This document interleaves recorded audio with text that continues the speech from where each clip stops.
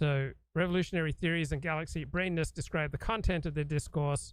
Pseudo-profound BS describes the form of their discourse. It has language that is cognitively easy to process, superficially appears to be profound, upon analysis turns out to be trite, meaningless, contradictory, or tautological.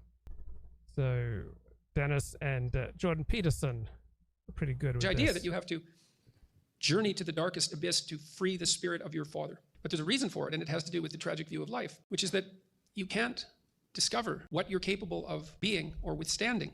And those are the same things if you hide away from any of the things about life that are terrible but true. And the reason you can't discover who you are without doing that is that only necessity will force that out of you.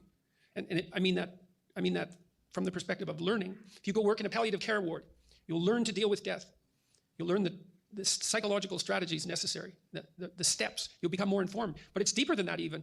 We know now from a biological perspective that if you put yourself in new situations, in new and challenging situations, that new genes turn on in your nervous system and code for new proteins that produce new neurological structures. And so you can't even be what you are fully biologically unless you expose yourself to everything that you can expose yourself to as you journey through life. Wow, what a galaxy brain. Revolutionary theories just pour from this man.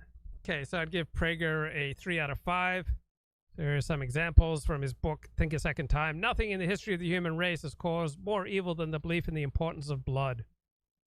Right, so the belief in the importance of blood is just the flip side of genetic altruism. People prefer, those they are related to.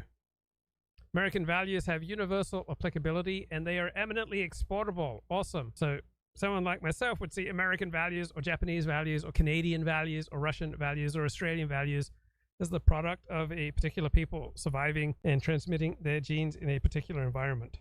Every child is a blank slate, says Dennis. Dennis Prager advocates the proposition nation, a country that's primarily united by shared beliefs rather than being a particular people.